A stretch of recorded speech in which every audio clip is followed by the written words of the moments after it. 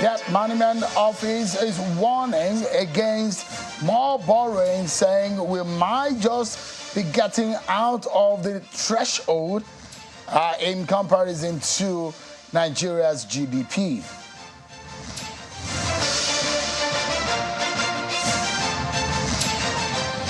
Nigerian Governor's Vice President Kashim Shettima today met with American billionaire and philanthropist Mr. Bill Gates, seeking collaboration and help on public health in Nigeria.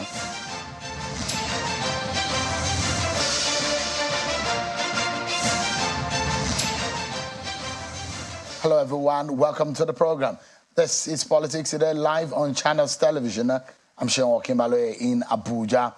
So much to talk about and so much reporting and update we shall be bringing to you right here on the program. So stick around with me with a 60-minute drive, and I hope that it won't be as bumpy as, it won't be any bumpy anyway. So we get right into it, everyone. And let's bring you up to speed with what is happening in France with Nigeria's #1 citizen, President Bola Tinubu. The president has landed at the venue of the Paris summit, where he will be meeting with world leaders and discussing furtherance of development due to COVID-19 pandemic impact. Of course, the special advisor to the president on communications and strategy, Mr. Dele Alake, has been speaking on expectations at that summit. The president wants to network with international finance corporations, institutions, countries that are well-heeled, that would facilitate or that could facilitate direct foreign investment into Nigeria.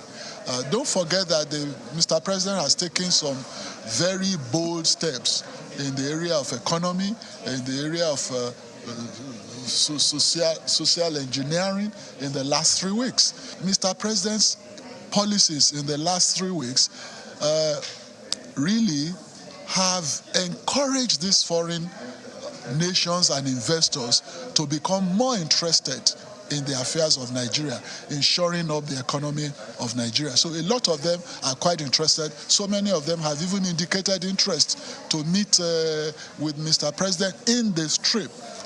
Just upstairs now, we were, having a meeting with the president on, structuring some of these meetings with heads of states.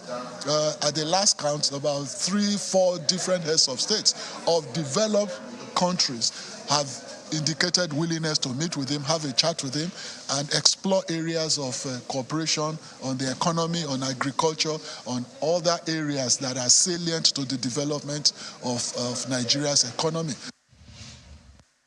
That's Dele Alake, President Tinubu's special advisor on special duties, communications and strategy, speaking from France, where the president is away. He's expected to be back in the country on Saturday, but of course we know that there's been some side meetings that have been going on. The president has met also with the president of the Afro-Exim Bank and some other very key financial stakeholders, heads of financial institutions, global financial institutions, bring you up to speed right here on Channels Television about those activities. Well, when the Debt Management Office is warning the federal government about borrowing, threshold, how much we can go and how far we can go in terms of what we can borrow, it calls for caution, isn't it? And we'll be bringing you a breakdown of what it is, where we are at, how much of debt burden that the Buhari government has left, that the Tinubu government has inherited, the warnings of the DMO. They've also always said that we're just within the limit, but they have now come out to warn that we are going to be in trouble if we get to a certain level because of the rate of our revenue is not matching up with the speed of and the rate of our borrowings. Then the trouble is looming. That one is coming. We'll be getting perspectives on that. Of course, Mr. Bill Gates is in Nigeria. He's been in Nigeria and he's met with the vice president alongside some state governors. And there's one thing that they have been praying for, and begging Mr. Bill Gates for. We'll be hearing details of that after we check out your political roundup stories.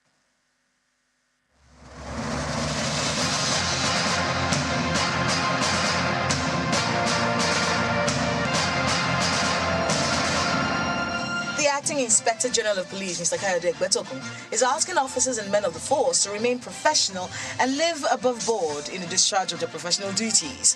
He made the statement while decorating some senior police officers, including former police spokesperson Mr. Frank Mba and former police commissioner in charge of the Federal Capital Territory, Mr. Bala Chiroma, who were promoted to Deputy Inspector General of Police positions. Mr. Egbetokun says there's a need for police officers to ensure the maintenance of security at all times. The Taraba State Governor, Mr. Agbukefa, says his administration will introduce reforms that will lead to the transformation of all sectors of the state's economy to make it competitive with other states in the federation. This follows his discovery of dilapidated facilities, poor enumeration and working environment when he paid an unscheduled visit to the State Secretariat, Specialist Hospital and School of Nursing and Midwifery in Jalingo, the state capital. You can see that almost all the offices, the staffs are there. They are willing to work, but they need a drive, a direction. President Bola Tinubu has been called upon to prioritize the inclusion of persons with disabilities in his appointments in order to foster an all-inclusive and representative government. This demand was made during a stakeholder strategic roundtable on disability inclusion organized by the Chief Executive Officer of the Albino Foundation, Mr. Jake Epele, in Abuja. In a bid to ensure improved welfare for all Nigerians, the Inter-Party Advisory Council, IPAC, is calling on all elected political office holders to take steps to end poverty, protect the planet, and ensure that all people enjoy peace and prosperity by 2030. At the inauguration of the peer review mechanism committees on sustainable development goals implementation by presidents, governors, and other elected leaders, the national chairman of IPAC, Mr. Yaba Gisani, says party leaders have a crucial role to play in the implementation of the SDGs. And a civil society group under the aegis of Sincere Concerned Organization has given Governor Hopos Odumo of Imo State a 1-month ultimatum to fully implement the white paper report on the Commission of Inquiry on Contract Awards, alleged looting of Imo assets, and recovery of stolen property worth 130 billion naira during the tenure of former Governor of Imo State, Mr. Ruchas Okorocha. At a press conference in Owerri, the Imo State capital, the representative of the Director General of the group, Mr. Destiny Nzenwa, says it is unfortunate that those that allegedly looted the assets and money of the state are still walking free and even planning to return to power by proxy.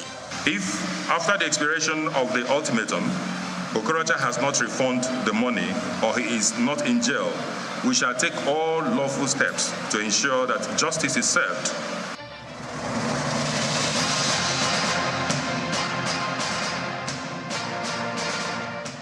Thank you so much, everyone. INEC, the Independent National Electoral Commission, says that it has held a meeting today of the commission, and it has decided to begin a review of the general elections of 2023. This is what they call a usual practice since the general election of 2011. A commission says the post-mortem for the election will involve political parties and within INEC, and of course, stakeholders, civil society organization, to look at what went wrong and what can be corrected. He said at the state levels, the internal review will involve the commission's regular and ad hoc staff, including regs, the 774 electoral officers, heads of departments, administrative secretaries, as well as some presiding officers, collation returning officers will be included. He said the external engagement will involve critical stakeholders such as political parties, security agencies, election observers, the media, and service providers such as transporters that facilitated the movement of personnel and materials for the election. All right, then, let's tell you that the presidency has come out to deny any plan or any action in respect of a review of the salaries of politicians. The presidency, in a statement released and signed by Mr. Dele Alake, says there hasn't been any form of increment or approval for President Bola Tinubu. The presidency says, and I quote, We state without any equivocation that President Bola Tinubu has not approved any salary increase and no such proposal has been brought before him for consideration. End of quote. Well then, let's tell you that today, American billionaire philanthropist Mr. Bill Gates met with the Vice President Kashim Shettima alongside several state governors, and their focus is being on health financing and the public health in Nigeria. There's been a lot of issues in relation to polio and other diseases, and they're looking on how to tackle and beat down these diseases and some other health challenges that most Nigerians are facing in several parts of the country. And so the Vice President has a few things to say in respect of the support of Mr. Bill Gates in the past and what they're looking for in the present. Take a listen to the Vice President, Kashim Shettima. We have come this far because of these collaborative advocacies and utilization of our combined resources. And I assure you that we are going to utilize the National Economic Council, to which I and each of the 36 state governors belong, to adhere to the Abuja commitments. These commitments are built on the promises to achieve a polio-free Nigeria, strengthen routine immunization, and improve primary health care under the Council's supervision. As partners, Your Excellencies, ladies and gentlemen, we are also going to ensure compliance with the Seattle Declaration, which demands our governors prioritize primary health care, guaranteeing a nation where no child suffers, where no family is unable to access health care, and where every community thrives in a place of wellness and prosperity. The state governors also had a few things to say in respect of public health funding in Nigeria. Take a listen to them. I want to encourage my colleagues, especially new government that are coming in, to be very serious, because whatever we are doing is knowledge based. It's not for us to be praised. Even the award that you have given me and my counterpart is just serving as an impetus for us. But certainly we have benefited so much. The numbers are there. We have really addressed our human capital gaps in terms of getting the required human capital to serve our primary healthcare system. We need your support for smallholder farmers to improve their yield, have access to markets and income, improve nutrition of their children, and hope and aspirations to life of dignity. We need your support in creating a center of excellence in Maiduguri, based in Borno State College of Agriculture, for training of extension workers in modern agriculture value chain, as you did in Brazil. In Ebonyi State, we need help. We want you people to come and give us part of these services that you have been rendering to others, so that we will participate fully, especially in our rural areas. Secondly, on agriculture, we all know that in Ebonyi State, we are predominantly subsistent farmers, and we need to improve on that level.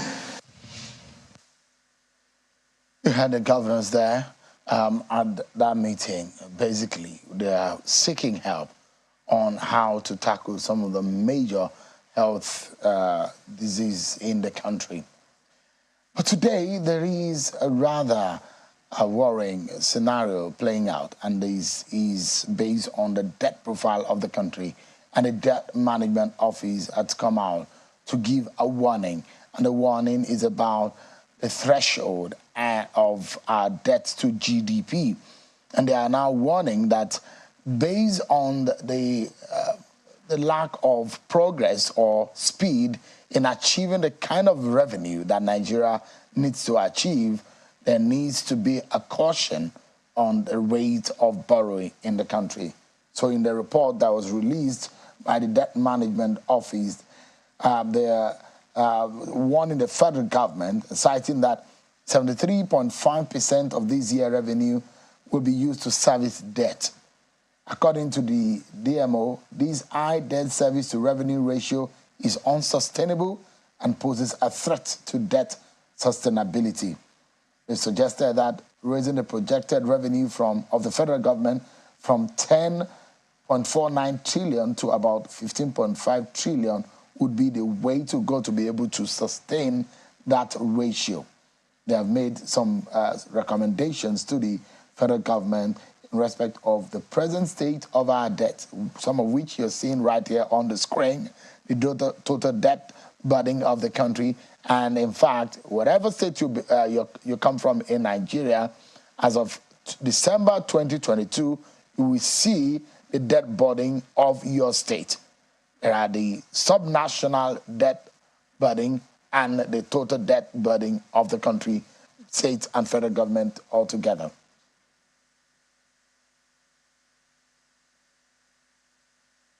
Let's get some perspectives to these health funding, the debt burden, and a lot of issues that Nigeria, this warning is coming. Don't forget that there was a time that the government says, look, we might be borrowing, yes, but there isn't any problem because our debt servicing to GDP ratio is still at the normal level. We have not crossed the threshold.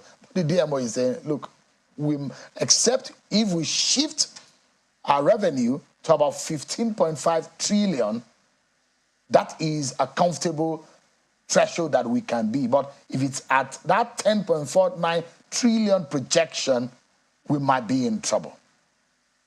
I'm not an economist, and I don't know much about numbers.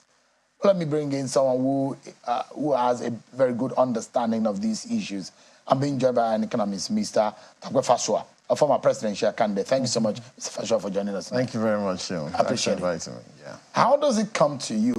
We'll get to Bill Gates' trip to Nigeria and the request of the state governors, the subnational. They are seeking help. The vice president is talking about how we can find health situation. Don't forget that health and education funding in Nigeria is abysmal. The funding is terribly low. And there are those who have said, if you need to develop as a people, you need to heavily fund education and health. Absolutely. The livelihoods and the welfare of the people is important to productivity. Absolutely. But let's put that aside for a moment. We'll get there. But let's look at the warning coming from the Debt Management Office. Mr. Fasua, from we are okay to we are not okay.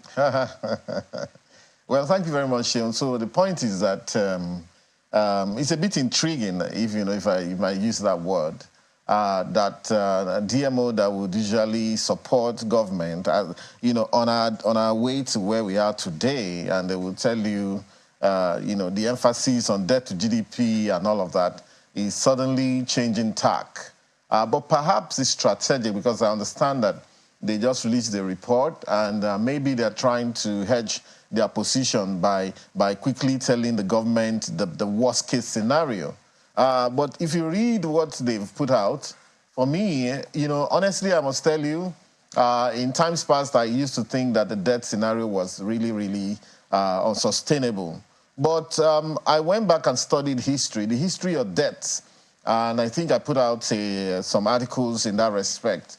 And, I found out that, look, we could still do a lot more. The DMO is warning that the debt level has become 37.1% of GDP, and Nigeria set for itself 40%, benchmark to say we shouldn't cross 40%. If you look around Africa alone, you will see that other countries have been able to leverage their balance sheet. You see, so the balance sheet of a country is as good as the balance sheet of a company. And when you look at those two, a serious-minded company will look at its balance sheet and say, hey, do I have a good balance sheet? Am I bankable? So it's about bankability, okay? So first of all, let's put aside the discussion on revenue to GDP or revenue or debt servicing, for example. Debt servicing to revenue ratio or debt to revenue ratio. That's a good discussion to say, of course, we know that you service your debt using your revenue. That's given, okay? So we have a mandate to drive revenue. And DMO has said that we have to look at driving revenue from 10 trillion to 15.5 trillion. For me, I'd say that, look, you cannot allow your past to define your future. We've had an abysmal run thus far.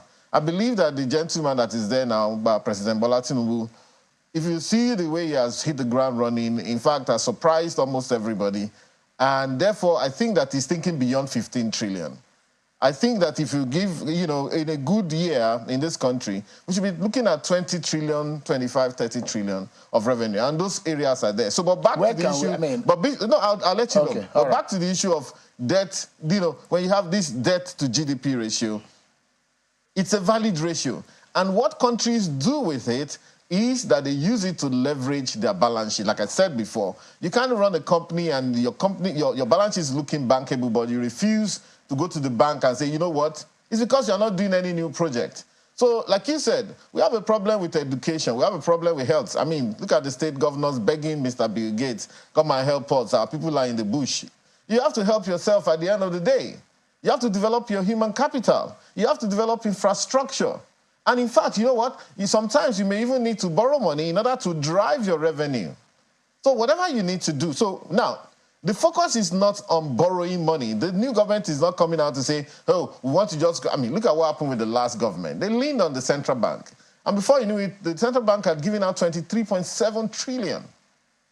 From a 790 billion position when Goodluck Jonathan left, we took it to 23.7 trillion. And Governor Godwin Obaseki had said about twice that the CBN was printing money. Indeed. The truth was that the CBN, give or take, I'm not their spokesman, had no choice but to print money because the government had no idea how to grow revenue. So Governor Obaseki was right at the time.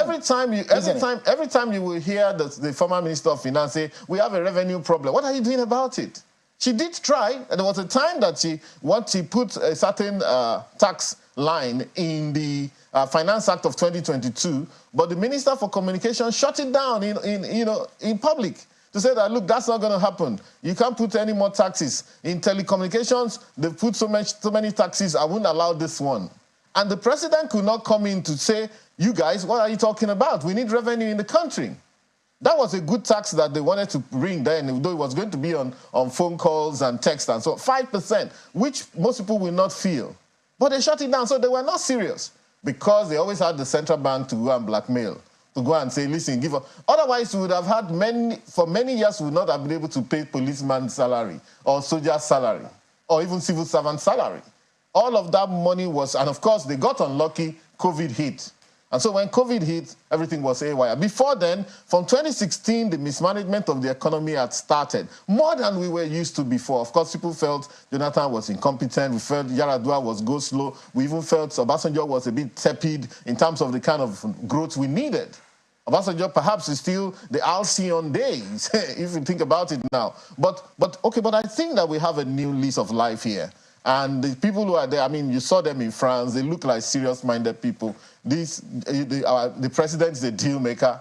The man wants to do great things. The kind of numbers, he's not talking about, like I said, don't let your past define your future, all right? The fact that we've been abysmal, we've been suboptimal in the past, the fact that we've been mediocre in the past does not mean that we can't do it. So, and I'd like to ask you, if I will conclude, let me just conclude in 1 second. The fact is that this Nigerian balance sheet I'm seeing at 37.1% debt to GDP ratio, after adding everything, including the ways and means, comes about $177 billion. That number, that balance sheet can be leveraged. We can raise good money with that balance sheet and do great development in this country. Indeed. So, I mean, it will take a lot of creativity, isn't it? Absolutely. So when the government, creative people. When the government says we have a revenue problem, now the DMO has come back, and I've had several conversations on this program to talking to people who understand policy and who understand finance and government accounting on how we have a major problem, but how do we get out of it? It needs a lot of creativity. We've removed subsidy. There is inflation in the land. Is gotten as bad, I mean, it couldn't have been worse than it's been in the last 15 years. It's astronomical. But where do we go from here? You seem to have seen a crystal ball. Absolutely. What does your crystal ball tell you? Where is the money? Where are you seeing the money? You've talked about almost 30 trillion. Where are we going to get that from? So I've been reading a lot about what's going on in the maritime sector alone in this country. The customs, you know, the Abiru committee actually recommended that the custom be fused with IFRS like it is done in the UK and so on, HMRC and so on. You know, so within custom alone, we're losing a lot of money. NIMASA, MPA, not to talk of, you know, the aviation sector as well. There's so many leakages. Do you know that in this country, less than 20% of registered companies, you know, take payee from their staff or even remit. That means you have 80% to go for. Less than 15% of registered companies actually pay taxes. Those who pay taxes are those who have to, maybe because they're looking for government contract. You have a smorgasbord, okay, a raft of ideas to pursue on company income taxes, on petroleum profit taxes. Look at the petroleum sector. Now, all of a sudden, thankfully, we went back to being the biggest producer in Africa in the month of May. You know, in April, we dropped down to second to Angola. Now we're back to 1.3 million, in the month of May, 1.3 million. If we can capacitate that sector, and the new president is an oil man, he has said that, listen, I'm ready to do deals with these guys. If I'm taking 60% before, I can take 40%. He said, if I get the money out, I can do what they call deferred profit. I can raise money based on my deferred profit that I haven't actually made, but based on the deals that I've done. Look, it's about creativity. Running a country and developing a country is about creativity. It's not about, you know, if it's just about resuming to work, you know, carrying files up and down and paying salaries for those who are not working, and at the end of the day, you rue your fate, you know. But there's so many places we can, look, FRS, and I've had some discussions with them before, you can take, they did the best numbers last year, 10.1 trillion in FRS. Alone? That's yes, one agency of government alone? Yeah, well, of course, that is where you kind of agglomerate most of it. But there are many GOEs, government-owned enterprises, and you can see what Tinubu has done. With one fell swoop, wrote one memo and said, take all those guys out. Buhari could not sack even the people that were appointed by PDP in 2015. But Bola Tinubu has said, look, let these guys go and rest. He wants to bring in new blood. So two things. We have the FRS, 10.1 trillion. They target 12 trillion this year. You can challenge them to do 16, 17 trillion. Then you can go out to all those GOEs, those government-owned enterprises who will collect revenue on behalf of the people of this country and spend 95% on themselves. So I wanted to add to, your line of thought. Maybe you can expatiate on that. There are those who are suggesting that there are assets of this nation that are moribund. Some of them are not performing, that we could sell. Well, is that a way to go? Well, I call that Teribanomics, which after my senior brother, Dr. Ayo Teriba, you know, he has been pushing that, and he talks about equity as against debt. So here we are talking about debt, which is what the remit of the DMO is. You know, let's go and raise debt, you know, which are short-term transactions, you know, and stuff like that. So they are talking about you can raise equity, okay, by actually selling off. Two problems. Number one, remember that our people are very, very aware and feisty as well. If you're talking about selling government properties forever, people are going to say, listen, you're selling this, you're selling the family heirloom. What authority do you have to do that? However, what I found out was that in Brazil, that is just in the remit of the NIPC. Nigeria Investment Promotion Council should list alongside the other investment opportunities that they have to say that, look, we have Ajaokuta. Ajaokuta is there, moribund, sitting down. A 100 billion naira project, a $1 billion project, sitting down there. You can as well settle that up because we can't run it. The model by which countries used to run companies before, like refineries, is gone forever. Especially for us, because we did not build the capacity to be able to run these things on our own. All of our refineries are moribund now because we don't manufacture those equipment. If you went to places like Houston, you will see refineries that have been around for 100 years. We've run ours for 40 years, 50 years, and they are down. Some of them vandalized forever. Though we're waiting until maybe November this year when the NNPCMD said that Kaduna will be back in operation. But hey, refineries can no longer be run by civil servants in anywhere. It can be, so you can sell all those refineries, Mr. Fasua, but mind you, you can't just sell anything and everything. Yeah. 4 refineries are not working. Workers are being retained in their hundreds. Honestly, they're paying salaries. They're going to work. That is very easy. I mean, what kind of spin them off? What kind of like I said, civil servants cannot ever run refineries again. Refineries are serious business. See what Dangote has built in Lagos. You can't put civil servants there who probably get there anytime they want to, will probably sabotage some of the equipment because you didn't promote them or send them. I mean, I've spoken to a minister who said, Mr. Faso, I've spoken to a minister who said in an interview that our refineries are largely destroyed by saboteurs. Absolutely, that's what I'm saying. We'll take a break. We'll take a break. Civil servants do whatever they want. We'll take a break and we'll look at what Tinubu can do. There are those who believe that Nigerians will have to tighten their belts the more.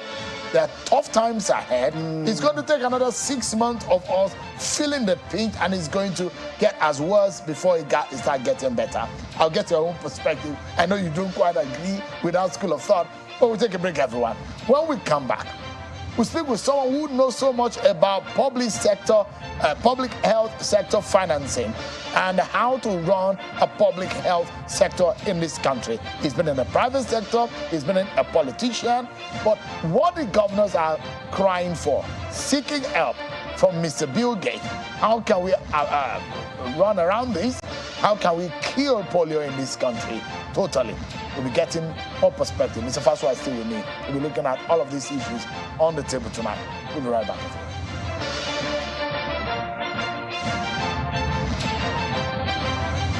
You're heading home from work. In the busy traffic, your car breaks down. Car horns blast. Your car is pushed aside. You call for help. Phone battery blinks and dies. You take a cab. Few miles, tire bursts. What a day. Frustrated, sweating, and tired. Nearing home, darkness envelops the street. Wow, just one house is bubbling with life. Brilliant lights, loud music, smiling wife, all welcome you. We alone have light? Yes, it's JRB Solar Energy Systems, my anniversary present to us. No matter how dark life is, the sun is gonna shine on everything you do. JRB solar inverters, batteries, solar panels, solar street lights, and more. Telephone 0906 752 1111. Email sales@jrbsolar.com. JRB, the sun is gonna shine on everything you do.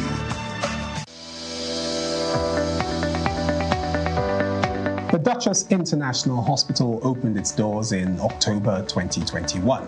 The mission of the hospital is to reverse medical tourism. We take particular care here at the Duchess to bring together a combination of the brightest and the best locally, as well as Nigerians in the diaspora who are interested in returning to do very good work for the benefit of our patients here in this country.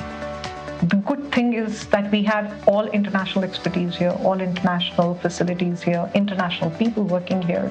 Everything is coming together in a space which was considered not great in terms of the availability of healthcare. Access Bank, of course, has been able to provide us with a robust range of products and services that has enabled us to deliver that standard and quality of healthcare that is integral to our mission as an organization.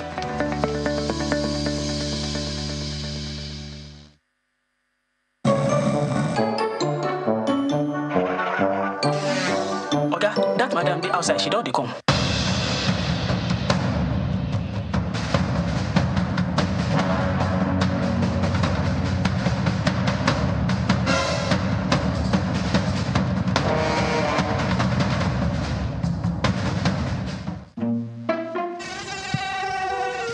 Our daily activities comes with different challenges. In a bid to accomplish your daily task, malaria has a way of getting you into distress. P-Alaxin anti-malaria keeps you capable and ensures you deliver against all odds. Madam! I feel your face don't calm down. You feel like say malaria no one. Malaria don't run. Turn to P-Alaxin anti-malaria medicine. I tell you. Thank you.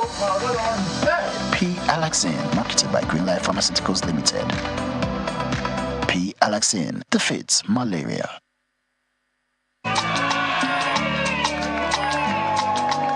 New beginnings are always colorful.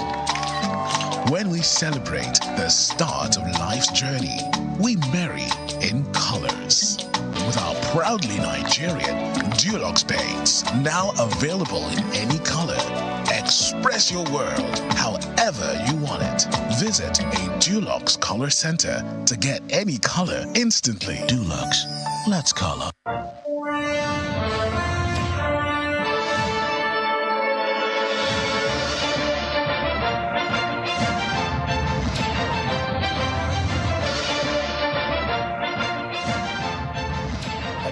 everyone, for staying with us. I have two doctors on the program. One is a medical doctor and one is a doctor of public policy.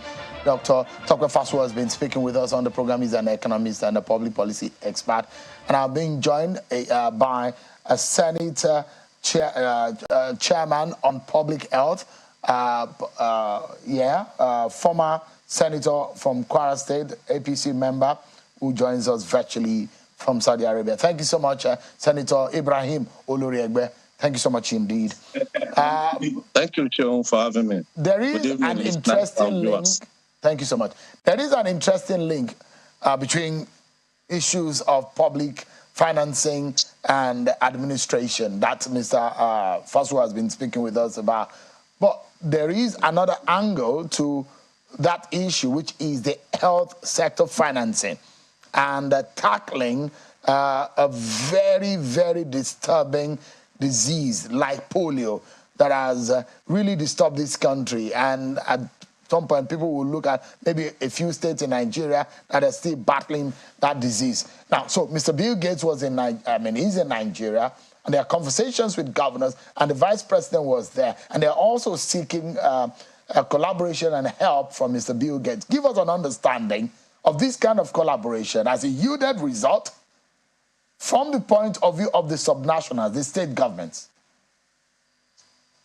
I think you put two things in one. Yes, the support had yielded some results. Particularly what I would say is the technical aspect, because a country like Nigeria is a middle level. It's not a low-income country per se. I'm sure Fasua will agree to that. But of course, things have deteriorated a little bit in the past few years. So given that, it's only about getting our resources out together and allocating it appropriately. So the support we get from partners has been of help, particularly from technical perspective, from developing good policies, from learning about interventions that work in other countries and applying it to our country, and helping us to be able to put our thought process together. But be that as it may, I may just jump to say that what you are discussing from your introduction to the second part is about what are we allocating to health, both at national and subnational level, particularly at subnational level. What being allocated to health is very, very small. Nigeria committed in 2001 to allocate 15% of its budget to health. We've never, ever achieved that. In many of subnational level, it's less than 5%. Even at the national level, it has risen to 6 to 7%. So it means we are not allocating enough, and what we are allocating is not also being used effectively and efficiently. So if we want to get health and achieve universal health coverage, first and foremost, we have to increase our allocation. At subnational level, where the governors are meeting, there's a mechanism that we developed which we call Basic Healthcare Provision Fund.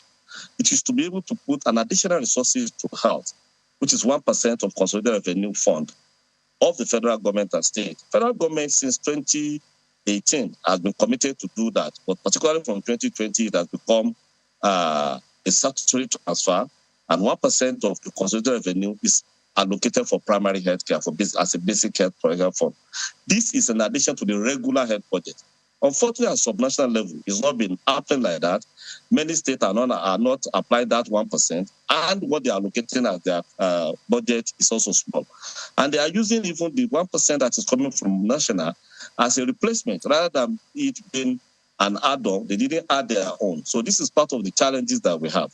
So what I want to say is that we require support of partners given our level of population at the poverty level, but we have to do more for ourselves. We must do more by allocating more resources and by using those resources efficiently and effectively to achieve the results we need to achieve. Now, what do you, Sheila?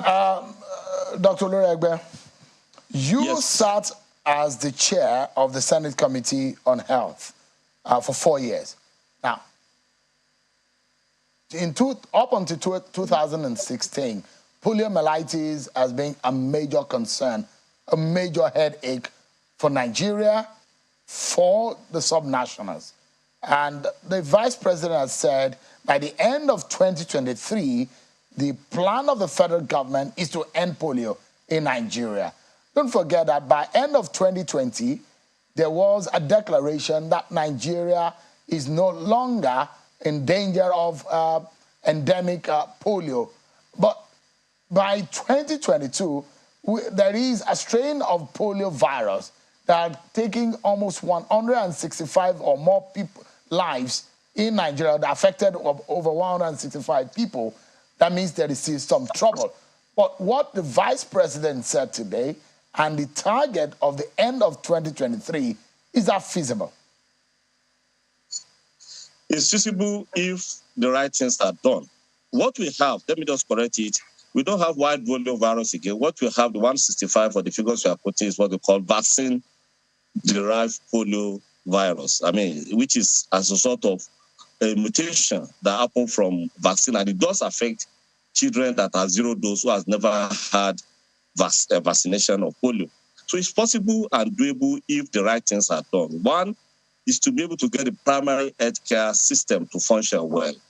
Of course, the polio eradication program has been more of a vertical program, but we need to strengthen the system. If we strengthen the system, it means we have health workers that are well trained in every facilities that cover, every community has access to that. We have vaccines easily available. The vaccines must be potent, that is, must be effective. That means we have to maintain the cold chain. And we have to be able to get the vaccines to the children that need them everywhere in the country. Part of the challenges we've had with why we have this vaccine derived because of the zero dose is because of the conflict we do have. We have to reach the conflict area. Of course, during the polio campaign, the conflict areas were reached using some mechanism, engaging with the stakeholders there. So we need to do more of this. It is possible and feasible in the next 6 months if we strengthen the system and we walk through the system with the experience we've had in the last years. We should be able to achieve the target the vice president has given. Well, look at the manner in which the governors have approached it. They are seeking help. I mean, is it that bad, public health financing in Nigeria, to the point that we're seeking our help? Some kind of handout. Mr. Fasua has spoken to that effect. How much of those kind of funding in the past have been judiciously used?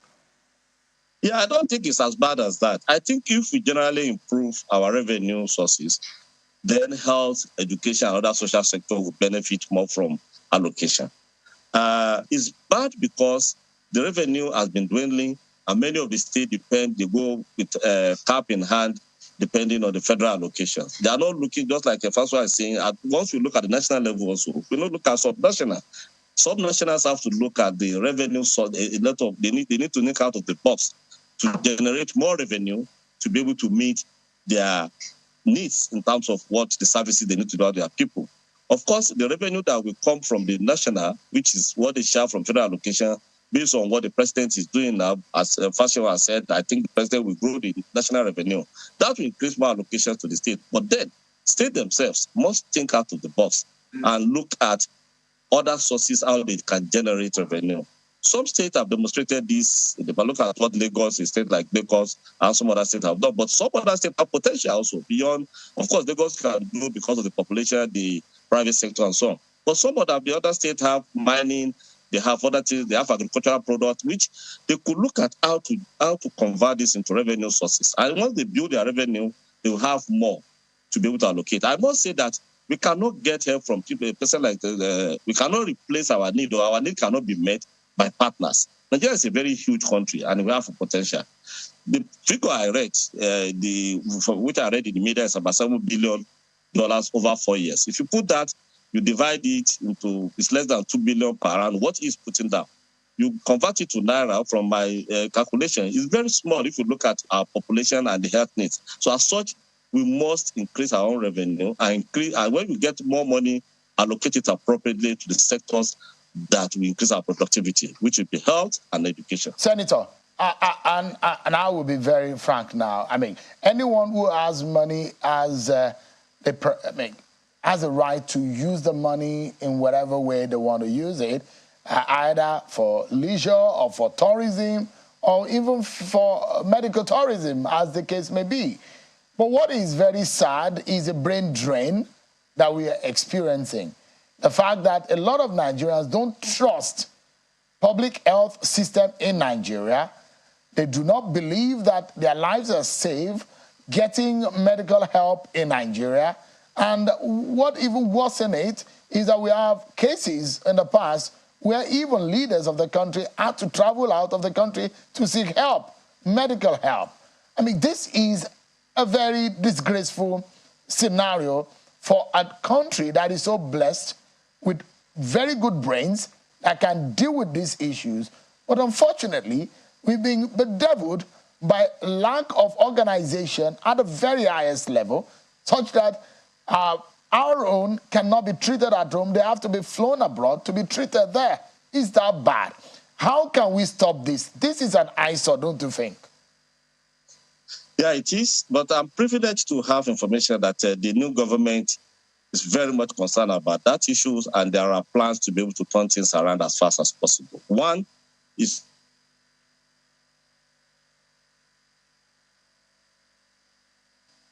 there. We lost connection with Senator Oluregbe there. We'll get back to him because that is a very important point that a lot of Nigerians are worried about. We need to retain the brain. Okay. To retain the brain means we need to be able to provide them with enabling environment that will make them to stay, to work. Enabling environment in terms of necessary equipment, enabling environment in terms of infrastructure that will enable them to do what they know how to do.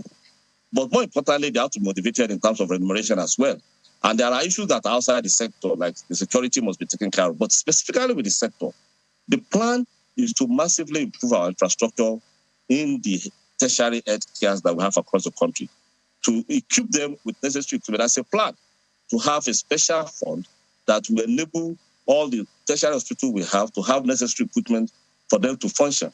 And to be able to do this, there will be partnership with the private sector. This is part of the plan that the current administration is planning to do. And there will also be a linkage between Nigerians and diaspora and Nigeria who are working here, because the technologies that enable us to do what we call telemedicine, in which case experts can be outside the country, but they could be able to link up with experts within the country to do a lot of work. I think in the next few months, it's one of the medium-term plan of this government. Between the next 1 year, we should be able to see a massive improvement in our health infrastructure, and we will see more retention, because there are plans to also be able to improve on remunerations and not only salary, but some allowances that will enable health workers to stay in the country, and for those that are outside the country to also be able to return or come back to be able to give services either in and out of the country. So these are some of the plans which I'm privileged to have information. I'm sure, of course, things will happen in the next few months. I mean, I just wish that your optimism is exactly what will play out in the coming days. Senator Ibrahim. I'm very optimistic, because health is a very important priority for this current administration. And there are a lot of plans that are already put in place to be able to see how this will happen. Of course, it relates to the president promised that he will increase health sector budget to 10% from the first year. And there are plans also to discuss with the subnationals, as we discussed earlier, that the basic health care provision fund should be made to be what will be charged as first charge to state resources from FAC, so that money goes straight for primary health care.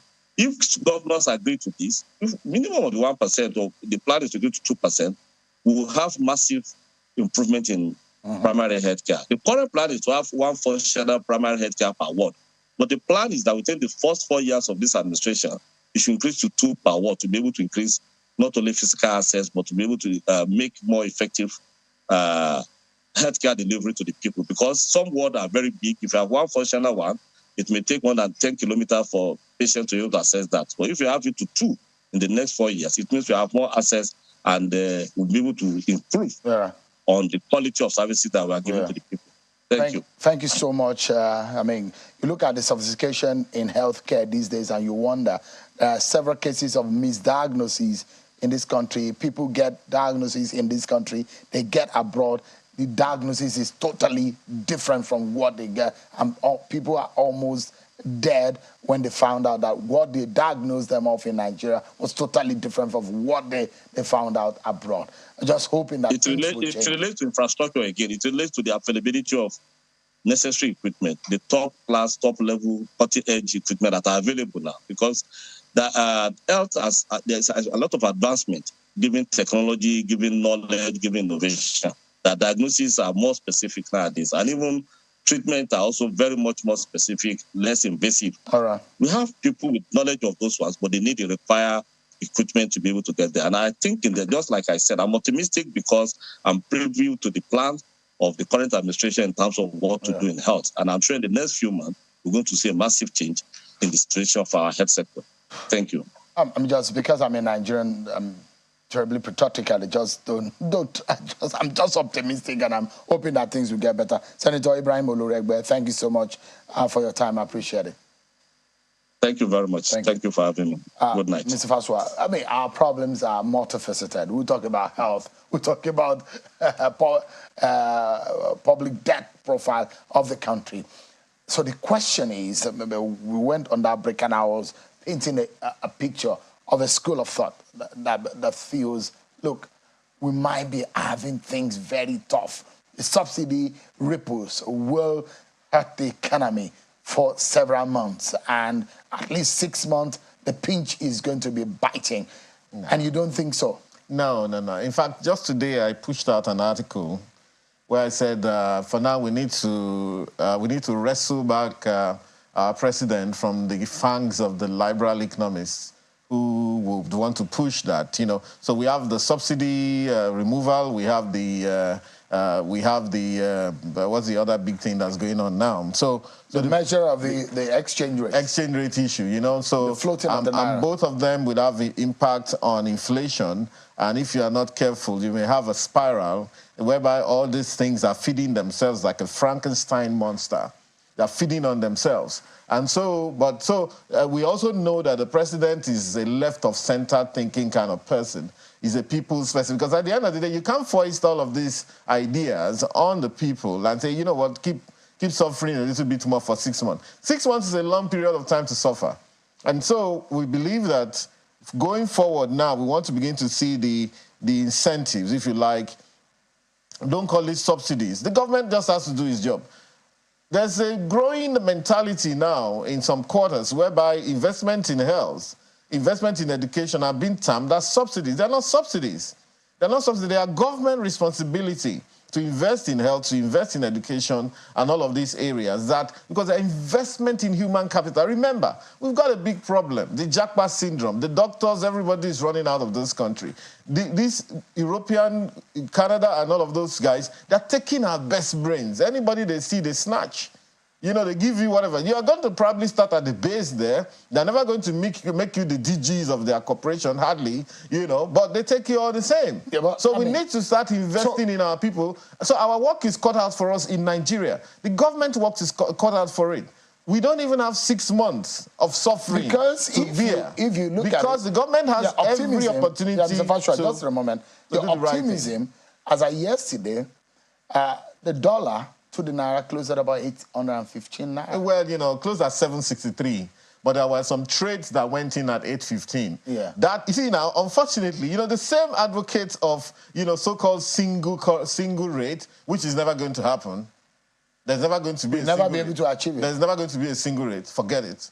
And there's no single rate anywhere. If you went to the United States, in one single bank, you get different rates. In one bank, officially. Your rates you depend on how well you can bargain. If you travel to the UK, go to Travelex, okay? They can display a rate. If you are smart, you will negotiate that rate. You will get a better rate than what's displayed. There's nothing like a single rate anywhere.